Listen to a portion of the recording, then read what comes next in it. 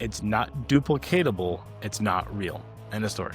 That's just the scientific method. Momentary suppression of aggression is not a long-term solution for anything. And in fact, those methods can make it worse in the long run.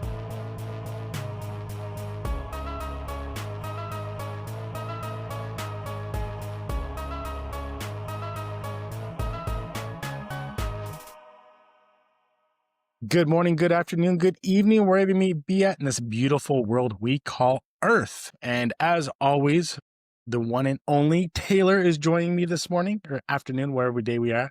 How are you today, ma'am? I'm good. I'm excited. I'm going camping in the near future. Near future. That's good. Camping is good. What is on the agenda for us and the folks at home? Wanted to talk about hack training, otherwise known as quick fixes in dog training, and why scientifically it doesn't work, and what the better alternative is. Okay. To fix behavioral problems. Alrighty. So what do you got for us? Yeah, so do you know who Dog Daddy is? No. Okay, you never do. This is not intended to just talk about him, but I think he's the most prominent example that people would know of. So that's why I'm using him as an example. So his whole thing is he'll go all around the country to different clinics, and he'll take very, very aggressive dogs on leash, and he will just let them fight it out with him. Like they'll try and bite him, and he'll just use different leash skills and correct them until they stop reacting and they shut down. And his videos are very, very popular because they're very dramatic. Right? There's a lot of conflict. His videos are a perfect example of why momentary suppression of aggression is not a long-term solution for anything. And in fact, those methods can make it worse in the long run. Did you want to explain why that is? Just introducing punishment to a dog until they shut down is so harmful? Yeah, so we learned about learned helplessness from B.F. Skinner, essentially. If anybody wants to hate on somebody, go hate on B.F. Skinner, because this guy literally tortured dogs and all kinds of other animals and things. Unfortunately, that happened. But fortunately enough, we can learn from those dogs' sacrifices and use what he learned in the lab and apply that real science. And so he built Skinner boxes, which after his own self, kind of a narcissist that he was, and he would electrify the floors. And so he taught a group of dogs how to jump out of the box, and the average time was about 3 seconds. They started getting shocked, they jumped out. The other group of dogs that he did not teach how to jump out of this specialized box went into what's called learned helplessness. They couldn't go into fight or flight, they couldn't run away, they couldn't fight this because they had no idea what the hell was happening, just the floors being electrocuted, and they're being shocked, and so they shut down. Complete learned helplessness happened, and they just gave up. This is life now. This sucks. There's nothing I can do about it. Just complete surrender in that moment. So anybody can take anything and beat them enough, whatever you want to use for that beating, electricity, shock, starvation, running, doesn't matter, and break somebody and have them completely give up. It just makes them stop. Now, some people will call that training, and it's not. Just because an animal gives up the fight and gives up on life in that moment is not training. Because anything that goes into fight or flight mode, and definitely learned helplessness, is no longer learning. Their brain is turned off. They're in pure survival mode at that moment. So dog's not going to learn commands. It just understands that this sucks and I'd rather not be here. And now there's a trauma associated with that. Because in those scenarios, specifically, the dog is not taught how to turn the punishment off. They don't know this person, they have no relationship with this person, and the root cause behind why they're showing aggression is never addressed. It's just the behavior in that moment needs to stop. Hack trainers or quick fix trainers will do things where usually it's a prong collar, sometimes it's an e-collar. They'll put the collar on the dog. Any reaction is met with a correction, inevitably either stops the reaction because of the dog giving up, or oftentimes because the dog is surprised, like, what was that? Right? Sometimes there's a novelty effect. The dog is going to eventually either habituate or just completely shut down and be a shell of a dog. So long term, the aggression doesn't get solved and you're hurting your relationship with your dog because the dog has no idea why this is happening to them. They don't think like we do. Yes. Punishment only works if a dog or person or animal understands how to escape it and make it stop happening. So B.F. Skinner, being the lovely fellow that he was, he did punishment schedules that were unpredictable and very random with dogs, and he made them essentially crazy. Neurotic, yeah. Yeah, made them neurotic. The punishment schedule has to be super predictable. The dog has to understand exactly when and why it's happening to make it work. Because otherwise you break your dog and you get a dog that's walking on eggshells. They're not themselves because they're so afraid of making a mistake. And that's why we use a conditioned punisher. We use the word no in second phase. We introduce that so the dog can make an honest mistake. Skinner taught us when something gets punished for trying, they stop trying. If your kid's doing, homework and they're trying to learn 1 + 1 and you smack the kid every time they get the answer wrong, what's going to happen? They're going to stop trying because they're going to realize they get punished no matter what. So dogs are the same way. They need to understand why it's happening, but they first have to understand what's expected of them. I've seen videos where people are trying to teach the dog how to walk on a leash right, and the dog doesn't even know what's expected. This dog starts foraging, they have a prong collar on, and they're popping the dog really hard. And you see this dog, like, it's all happy and go, and after about the second time, everything just drops. Their entire body language just drops, and they're scared. Their ears are down, they're looking at the floor. They have no idea why this is occurring or how to make it stop. That was the next part that I wanted to get to, was the dead dog rule, right? So the dead dog rule is a concept in dog training that if your goal in training is to make the dog do something that a dead dog could do, it's a terrible goal. Because dogs don't do nothing. It's not a thing. Dogs don't do nothing. Dogs have to do something. So your goal in training is not, I want my dog to be quiet, not bark, right?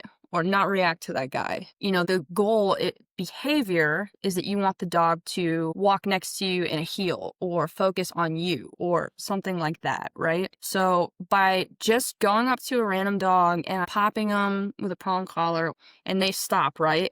Behavior's been suppressed. They're doing something a dead dog could do, which is just sit there and be quiet. The dead dog rule, wasn't that coined by Stephen Lindsay? Yeah, I think so. Yeah, founder of Lima. I'm just putting that out there for the haters when they started talking about, we're talking nonsense. Like, this is not something that you just randomly came up with. They're like, oh, this sounds really cool. Let me use this. No, it's Stephen Lindsay. Go read one of his numerous volumes and you can argue with Stephen. Yeah. So, like, the scenario you're talking about, right? I want my dog to walk nicely with me. Well, first you have to show them what you want them to do. So we encourage that behavior. We show them that behavior in different contexts. And then only after we introduce them to escape conditioning, where they see, hey, when I hit the end of the leash, I feel this little pump. And as soon as I do what I know I normally get rewarded for doing, it goes away. To make it for those out there that are like not following or whatever, want to make it more of a realistic scenario.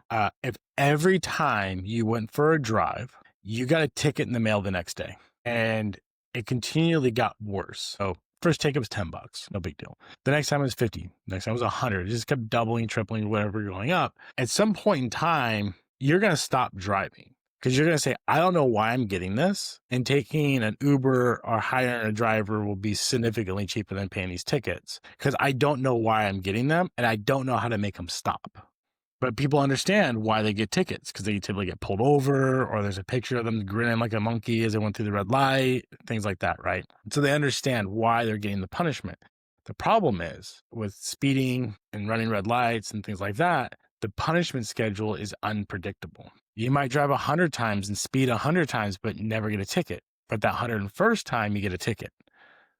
That's a pretty low ratio for punishment versus speeding, so you're probably going to speed the next time. However, if the punishment was so great, you understood everything. You understood the speed limit, you understood how to not speed, all these things. But the first time you got pulled over, you got a $10,000 ticket, and the next time is a $20,000 ticket, you're probably not going to speed ever again. And that's the goal of true punishment and teaching avoidance conditioning, where the dog learns to avoid all corrections. And to be all-encompassing with this conversation, there are also quick fixes that are of the force-free nature. They're not as harmful, in my opinion, but they're still inadequate because they don't fix the problem. So people that tell you to carry treats in your pocket, and when your dog goes berserk at the other dog that's, on the other side of the street, just take out the treats and distract the dog, right?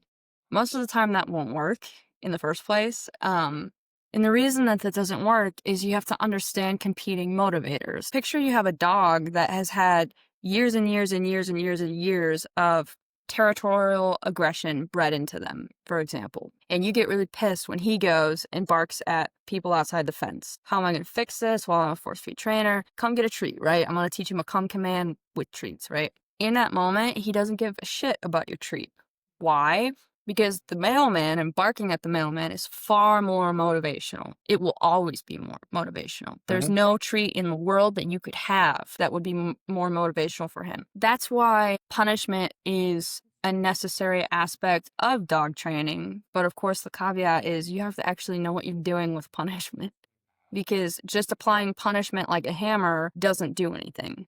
In fact, it does a lot of harm. It's not just addressing the behavior, it's addressing why the behavior is happening and what the goals are for the behavior, right? Yeah, and that's why, we always talk about the whole dog approach. Yeah. We're going to look at the dog as a whole, not just this dog has aggression and we're going to focus on the aggression. We're going to focus on the dog as a whole. So we solve and provide for the dog as a whole, because your dog is not aggression. Your dog is a dog and it has multiple things it needs and traits and drives that needs to be provided for. A criticism I could see somebody having is saying, well, of course you would say that it takes longer to fix aggression issues because then you get paid more, or you get paid for longer because you're a dog trainer, right? You have a financial incentive for this. And to that, I would respond with, I think we would make a lot more money actually if we sold quick fixes. People don't like doing work. And I know for a fact that we've had people turn around and leave because you're going to have to actually practice in between sessions. What do you mean? I don't just give my dog to you and you return him to me and he's perfect? Yeah. And a lot of like the aggression stuff, especially with dominance aggression,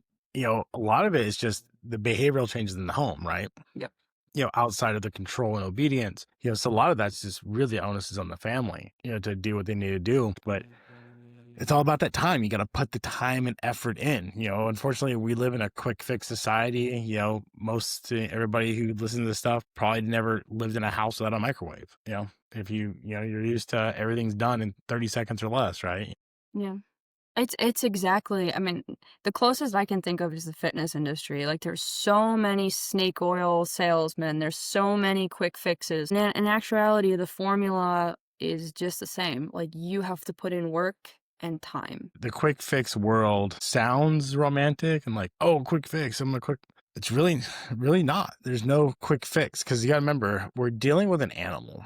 This is not, you're not fixing a computer or some type of electronic, right? You're dealing with an animal that has to learn. Would you send your kids to the quick fix elementary school? No. So if you're working and looking to get a trainer and offering some type of quick fix and things, one, they need to be able to explain it, how and why it's going to happen, and have the science behind it. But the big thing is you need to understand that your dog is an animal and it's going to learn at its own pace. And if somebody can't explain what they're doing to your dog and it's not duplicatable, it's not real. End of story. That's just the scientific method. If you can't duplicate it, if like, well, it's a proprietary thing and I can do it, it's crap. It is absolute crap. Think of it like making a recipe. There's some science behind it. There's a little art, there's a little skill that you learn from experience. But at the end of the day, the chef can give you the recipe and you can go figure it out. It's like Kung Fu Panda. Have you seen Kung Fu Panda? Yes. At the end where he says there is no secret ingredient, I am the secret ingredient. Yes.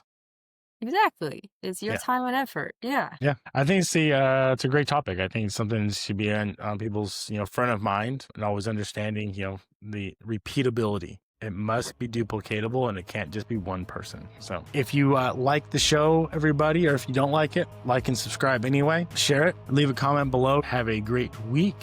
And we look forward to seeing you all again on the next podcast. And as always, train smart.